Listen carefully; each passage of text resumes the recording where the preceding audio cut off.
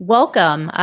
We are going to be discussing today Governor Kristi Noem's veto of a women's sports bill in South Dakota. With me here, I have Ellie Buffkin and Margot Cleveland. I'm Inez Stepman, and we're all discussing here this issue in our capacity as Federalist contributors. Although each of us have other affiliations, we're going to be talking under the Federalist banner today. And it's a really great time to have this conversation because just recently, of course, Governor Hutchinson in Arkansas signed a very similar bill to the one that Governor Kristi Noem in South Dakota had vetoed and said that she did so because of pressure from the NCAA and also because she had some corrections. Now, Margot, you have a great piece up on the Federalist today talking about how some of the things that she's saying are disingenuous, even though there's some merit to some of the changes she made. Others of those changes gut the bill and make it sort of toothless. And then on top of that, you say this is not really what she's arguing, even the reasonable parts of what she sent back. It's not really the argument she's making. It's a more disingenuous one. Absolutely. So I had written a piece earlier in the week that broke it down and really made the point that she was caving on this, that she had taken out college athletes and she had removed the remedy. And there's been some pushback. And there's some on the right who are saying, no, you know what, she's doing some reasonable things. And I looked at it and said, no, what she is saying is not accurate. So for instance, she's saying there are problems with the bill. You know what? I can see some of the arguments that she makes, that there is a requirement that parents every year submit a form talking about their age of the child, the biological sex, and confirming that they're not using any performance enhancing drugs. And she says, well, that's not defined. So she gets rid of that section, which, you know what, that really wouldn't be a problem for the bill. But what she does, though, is she also gets rid of the section that allows girls to sue if they have been discriminated against in that boys are allowed to compete on the teams. And that's a huge problem because there's no remedy. And this is where I think people are missing it. She could have fixed that mistake or that problem as well. She could have, instead of saying, oh, it's a trial lawyer's dream, let's gut it, she could have limited the remedies to injunctive relief or maybe lost scholarships or something like that. So the argument that there were problems in the bill and she had to do that, the answer is, okay, if there were problems in the bill, she could have fixed it in a way that did not gut the statute. The second problem is getting rid of the application to college athletes. That is a huge problem.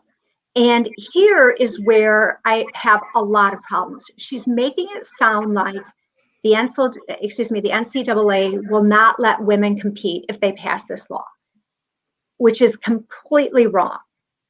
First, the NCAA doesn't require colleges or universities to allow men to compete on women's teams.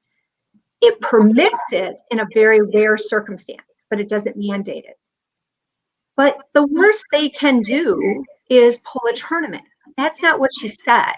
And I went through in 3 places in her statement when she sent it back to the legislator, when she had her press conference, and when she was on Tucker. And all 3 times, she conveyed the impression, used words that this is going to prevent female college students from South Dakota to compete. Absolutely not true. So really what it comes down to is she didn't want this bill to pass. And if she didn't want it to pass because of the financial pressure, that's one thing. Say that. Say, look, my first interest is to South Dakotans. And we currently don't have any men competing as women in the colleges. So I do not see this as a line worth drawing, given that the NCAA, the Chamber of Commerce, Amazon have threatened to harm us economically. And if I was there, I'd be naming names, pointing out what the threats are. Probably wouldn't be pulling back. I would say, I'm going to fight this, and I want you all to join me. But that's not what she did. So everyone else who's coming to her defense, they might be saying that, but that is not her explanation for it. Yeah, Ellie, I want to bring you in on this. How did you, we all, I think, have read the letter that she basically sent around to conservative media and to, various people who were critiquing her on this. How did that letter, I don't want to ask this sounds so Libby, but how did it make you feel, right? Because this letter went around basically saying, well, I care about the real issues and about good policy, and people who have concerns with my veto are just trying to dunk on Twitter. They don't care about good policy. They don't, they're not in a position of governance, and they don't have possession of the facts. And I heard that repeated back to me every time I criticized her, actually on Twitter for this. There were always folks defending her, saying, people I usually agree with, right? Saying, basically, this is the problem with the right. We don't care about good policy. Nobody critiquing her has laid out any objections to her actual policy. Well, we just heard Margot do exactly that. That she has a piece up in the Federalist critiquing it on the basis of policy. She has a previous article up on the Federalist going through line by line the edits that Governor Noem has made to this bill and critiquing them. They're like pretending that there's no policy disagreement here and that this is all about, owning the libs or whatever. But what did you think when you got that letter or when you read it? I think that my reaction is really exactly how you characterized it, because it was just a blanket. Well, any conservative who's criticizing my reaction to this bill is just trying to cancel me. I'm a victim of cancel culture. And that was really, I got a lot of the similar pushback that you did. I tweeted about this case fairly prolifically. And I did get a lot of that, in my comments from people that I agree with often, who are friends of mine, saying, oh, well, this is just bad policy. The bill was written badly. She's not going to win in court, blah, blah, blah, which, first of all, isn't based in fact or in precedent, as Margot has pointed out.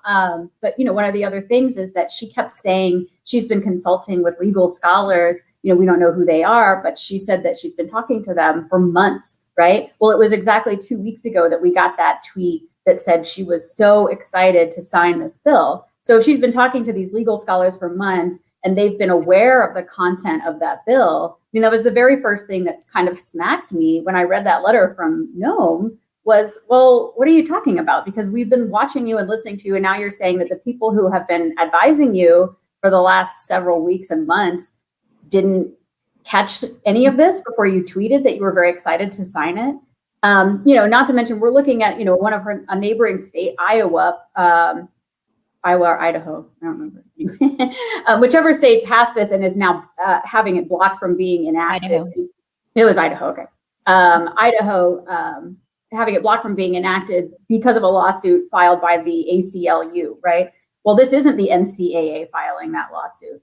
This isn't what she is describing at all. And it's not the dogfight that is a clear loss that she's describing at all either. So we have this one example that's sitting before us. And I think that it's extremely obtuse to take all criticism of her choice, which is extremely abrupt, by the way, after saying that she was excited to sign it, and tell us that we're the ones who are wrong and participating in, mass cancel culture, which, by the way, it's also obtuse to call anybody who's a critic of a democratically elected official cancel culture. That's actually participation in sort of, civic action. That has nothing to do with trying to destroy somebody's career and job because of an opinion that they hold. And in fact, the opposite claim could very well be made based on the fact that Noem is just kind of sort of trying to firebrush all criticism of this, and casting everybody aside as just being ignorant of the facts. When in fact, people who are being rather critical of the facts and extremely thorough in their research about what's going on, are the ones that are lodging the biggest complaints against her. Yeah, absolutely. And I wholeheartedly agree, Ellie. A critique of a elected official's actions from a place of power is literally called democracy. And being an engaged citizen. It's not cancel culture. And yeah, I also got irritated by that whole line of thinking from her that any critique is quote unquote cancel culture. I mean, that was like AOC level whining to me. I really didn't like seeing that from a conservative Republican governor. But I want to talk a little bit about what this means for the future of the right. So as we started out talking about there, the reaction to this has been big, right, from conservatives. And there's a reason that Governor Noem is sending out this letter. We just had Governor Hutchinson, as we started out this broadcast, sign a similar piece of legislation in Arkansas, making it the third state to sign legislation protecting women's sports and limiting female sports participation to females only. So that's Idaho, I think, and Mississippi, and now Arkansas. There are some 30 odd bills pending in states that are similar.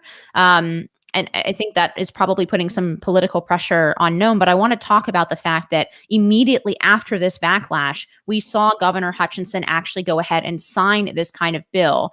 And Margot, I wanted to ask you, what do you think this means for the mood of the base, especially vis-a-vis, we saw something very similar on a cultural issue play out when Mike Pence was governor of Indiana over the RFRA bill. Ellie, we lost you there. You didn't lose me. I'm just adjusting my lighting. Anyway, so we saw something very similar play out in Indiana. There was a RFRA bill, a Religious Freedom Restoration Act, passed in the state of Indiana. We had Governor Mike Pence basically try to split the baby, bow to corporate pressure and the threat of a boycott from some of these large corporations. And then he kind of caved, and it kind of didn't hurt him, right? He went on to become vice president. He went forward in politics. I mean, what's different between that incident and now? And how is it going? What does it say about where we're going on the right in terms of what issues voters value? Right. And I don't know how much of it is a difference in how much they value as opposed to how much they realize we're at our last dance. We have no choice but to say, this is enough. We are not going to allow corporate America, we are not going to allow the political pressures to come in and control the politics of a state. And even though obviously this is South Dakota and it's not elsewhere, the reason you have other people interested in this is an easy thing to stick up for. If you can't defend biological sex, how are you going to be able to defend anything?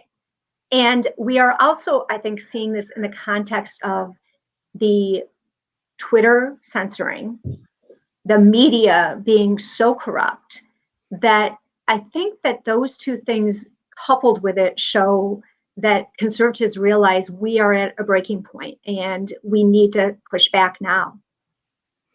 Yeah, I think it's really it's a major sea change from the conservative voter in terms of what they're willing to tolerate, and I think that has everything to do with Donald Trump, right? Donald Trump, as Emily Jashinsky and Chris Bedford have both written, I believe, was the first person, first Republican standard bearer since at least Ronald Reagan to push back really hard on cultural issues. And I think he kind of made it so that the Republican voter could believe that he or she could actually expect our leadership to put issues like this at front and center and not to cave. But now, of course, we're in an environment where corporations are increasingly culturally left. And I agree with you. If you won't stand up on this issue, which, by the way, this issue of protecting women's sports is a strong majoritarian issue. All of the polling shows that, in fact, even though people are afraid to speak out about this issue for fear of being called a transphobe and a TERF and a bigot, actually the majority of Americans think that it is a negative thing to add biological males to women's sports. And you see that split even among millennials and Gen Z, who are basically evenly split on this question. You would not imagine, from the way that we talk about it in the media and the kind of blowback that any conversation around this engenders, you wouldn't think that it's a majority issue. And even among younger people, it's a split issue.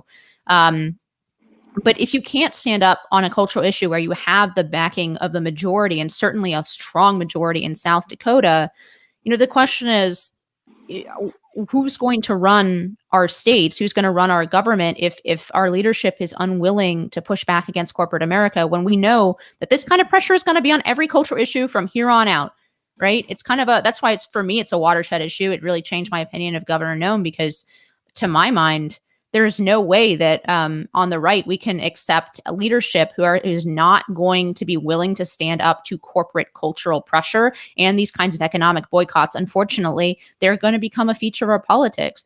But I'd like to welcome Libby briefly to our discussion here. Libby, you have yourself muted, by the way. So Thanks. we were just talking about what you think this veto and the backlash against it might say about the future of the right and the future of the fight, not only against this issue of admitting biological men to girls' sports, but more broadly on some of these what might be called anti-woke culture war issues and their importance in terms of our leadership.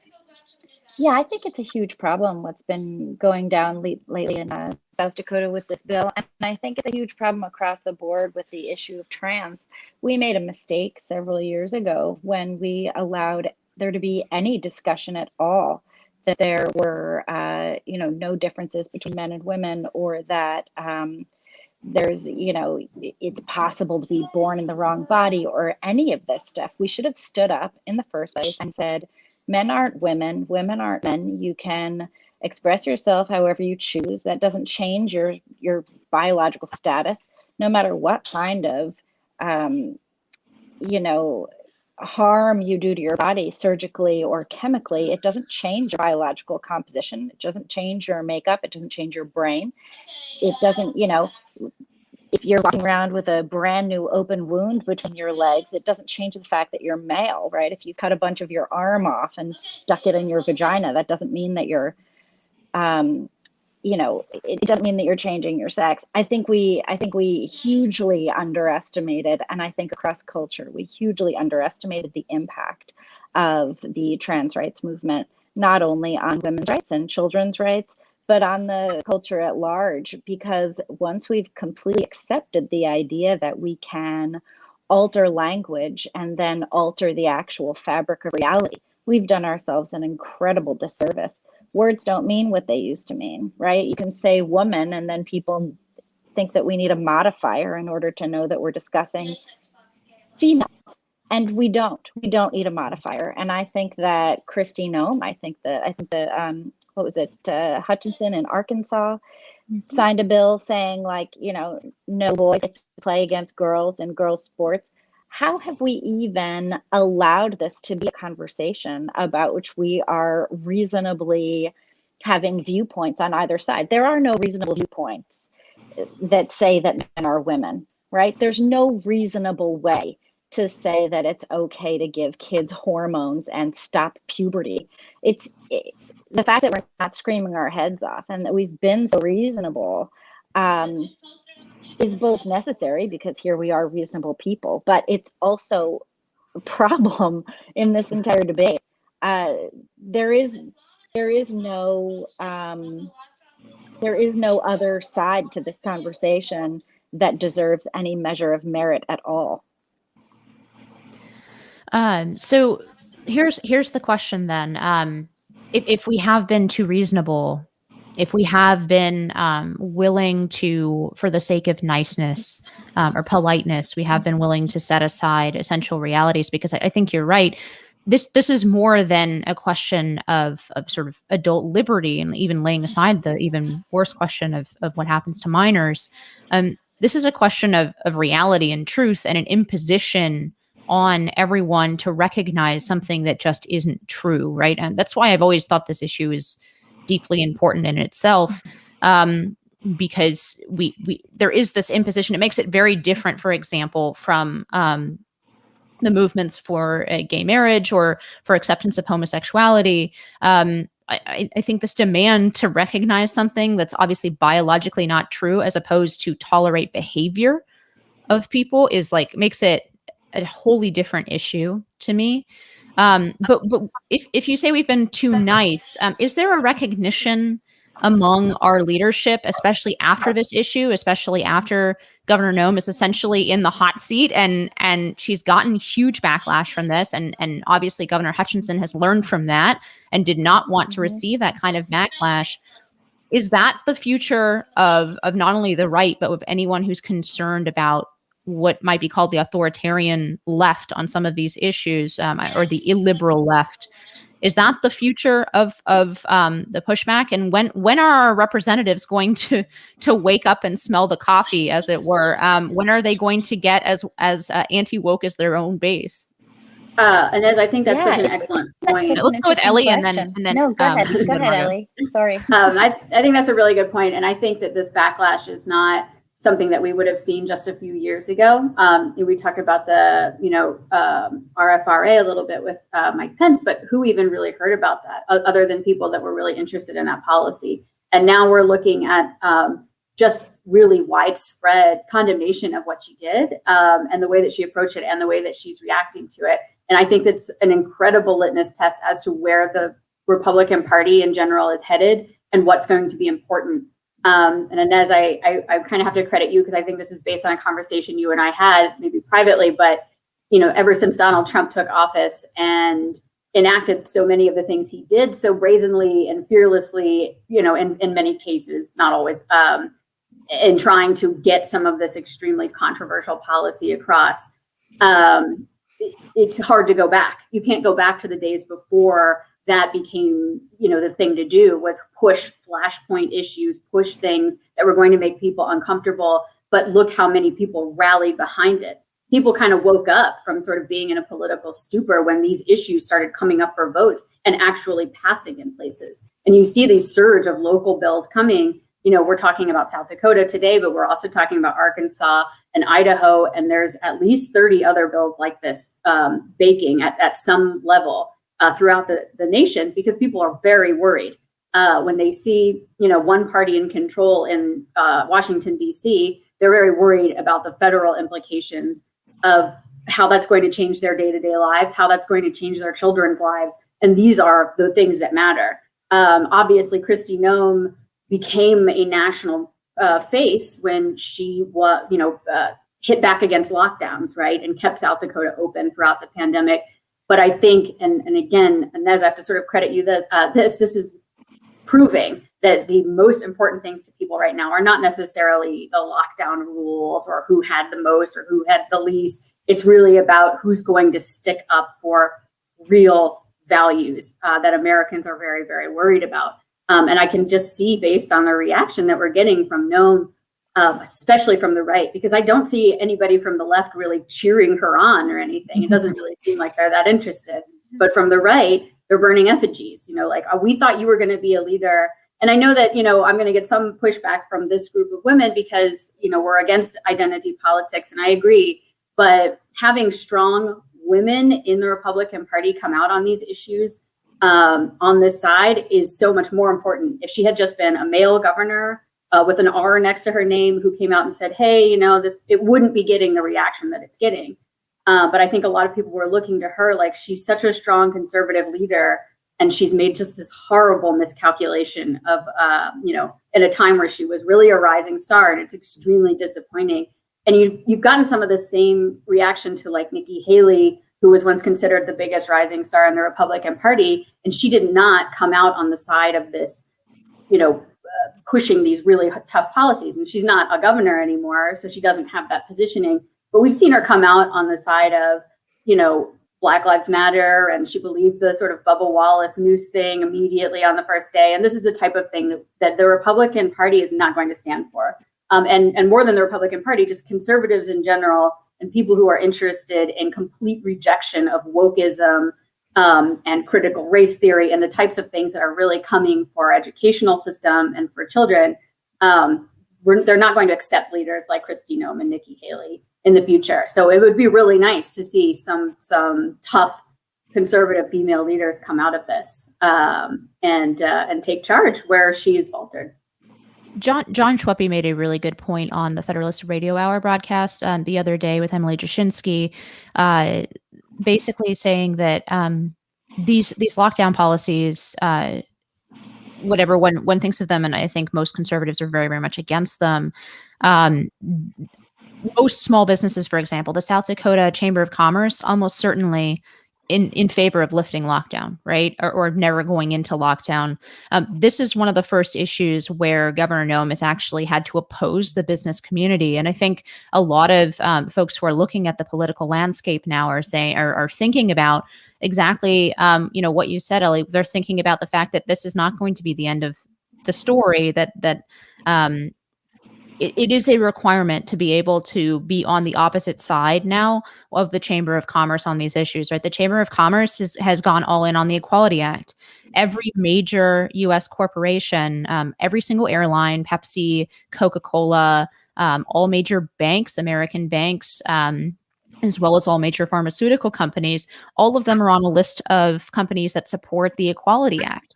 That's the reality of what we're facing now. And if we want leadership that's going to actually stand for conservative cultural issues, a necessary part of doing that is going to be finding yourself on the wrong side of Amazon. And I think conservatives really get that. And that's what's so actually ultimately heartening to me about this episode with Governor Noem. I'm obviously very disappointed that she vetoed this bill. But then I was very encouraged by the reaction of the right to her vetoing it. And again, doubly encouraged by the fact that Governor Hutchinson very quickly signed that bill, right? Because he didn't want to be on the wrong side of that kind of conservative backlash. Whereas, as Margot, we were talking about a minute ago, that kind of backlash and that kind of holding our elected officials to account on culture war issues maybe just didn't really exist. Certainly pre-Donald Trump, but even 4, 5, 6 years ago, I don't think it really existed. I don't know. What do you think? What's the underlying shift? What is it that people are realizing? Well, I think it's, as I mentioned before, about the censorship, and they're seeing how powerful these corporate interests are. I also think it is what Libby said, that this is something that is different, not just in degree, but in kind from every other cultural issue. Although I would put abortion in there too, because science tells us when life begins. But this is something where it's an overwhelming majority of Americans, because they understand. They've tried to be nice, they've tried to be open to, but they're having it pulled on them and saying, now you have to accept something that is biologically, factually incorrect as truth, and you have to participate in it. So I think it's those two things. I think it's what it is, the issue about. And I also think you've got the Donald Trump, and you're seeing the corporate control of news, social media, and everything else, making Republicans say, hey, we're taking a stand here. Just two more quick things, and please let Libby jump in. First, you called it a veto. You're going to totally get bashed for that because it's not a veto. Of course, it's not a veto, but that's basically what she said. Style and form right veto, so, which by the way, as we discussed offline, has only been used in the past in South Dakota for grammatical edits for minor stylistic changes. So there's also a state constitutional element here. She's using this in a way that it has never been used before in the state. But Libby, I want to bring you in just to close off this conversation, because you spoke so eloquently just a minute ago on why this issue is foundational. We're seeing the idea of biological sex come under attack from it seems like all different kinds of legal directions, right? We have the Equality Act that we just discussed coming from the federal government.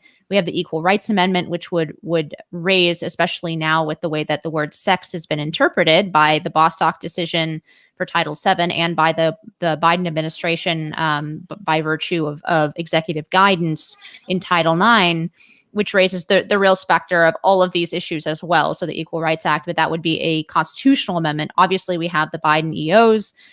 So it seems like it's coming from all directions. States trying to pass these kinds of sports bills are trying in a very direct way to fight back. What other things might states be able to do? And then what other things might we be able to do as concerned citizens to essentially support the reality of biological sex and biological sex differences?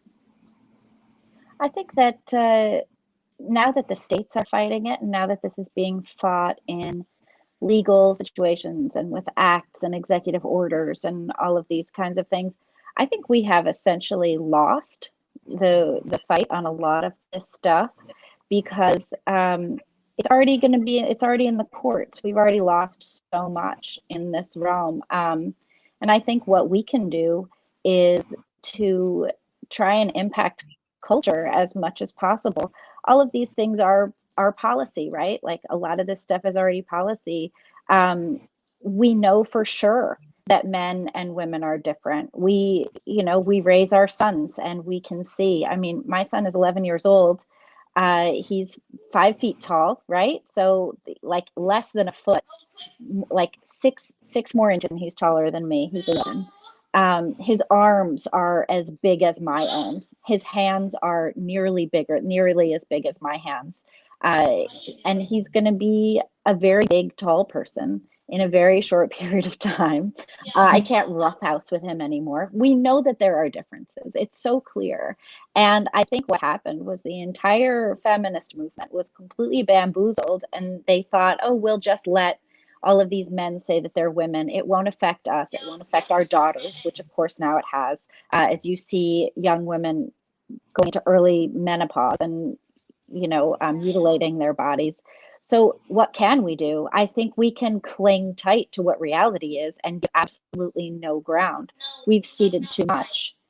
I don't know that we're going to be able to take it back in law, but I think what we've seen, you can probably hear he's playing with friends right now. But I think that we've seen some women start to really push back, and I think we need to back each other up. I think we need to say outright, men and women are different. That is what reality is. We are equal under the law. There are differences between us. We can be different and equal. The comparisons that are made to race are nonsensical, right? Because men and women exist in every race. The comparisons even made to gay marriage and the fight for gay marriage, I also don't think make any sense. We can, the gay rights fight was about eventually, and what made it successful was that it was about gay couples wanting to have the same rights as, straight couples. It wasn't extra rights. It was just the same rights. Trans activists are not looking for the same rights. They're looking for extra rights.